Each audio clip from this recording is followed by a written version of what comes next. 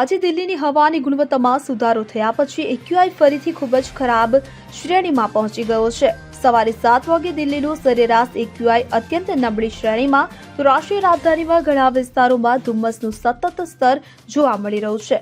તો ગઈકાલે સવારે 7 વાગે દિલ્હીનું સરેરાશ એક્યુઆઈ 279 હતું।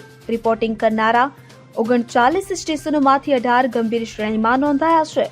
ઘણા સ્ટેશનો સવારે 7 વાગ્યે ગંભીર શ્રેણીમાં હોય છે। આ સાથે જ અલીપુર 415, આનંદ વિહાર 436, અશોક વિહાર 419, બવાના 424, કરણી સિંહ સ્ટેડિયમ 403, જહાંગીરપુરી 421, ઇન્ડિયન ગેટ 412, મંદિર માર્ગ 409, નરેલા 413, નાગપરા 413, મુંડકા 440। તો આ સાથે જ નરેલા 413, લજપટ ગાનમાં રોહિણી 432, સાદીપુર 422, વજીરપુર 422। આમ દિલ્હીના અનેક વિસ્તારોમાં એક્યુઆઈ 430 પાર પહોંચી ગયો છે।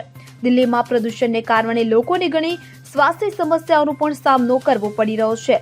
તે સમયે રાજધાનીના ઘણા ભાગોમાં ધુમ્મસનું સ્તર પણ જોવા મળી રહ્યું છે। Bureau report CN24 news. હવે જુઓ દેશ દુનિયાની તમામ ખબરો તમારી આંગળીના ટેરવે। ઉઠાવો મોબાઈલ અને ગૂગલ પ્લે સ્ટોર પરથી ડાઉનલોડ કરો અમારી CN24 ન્યૂઝ મોબાઈલ એપ।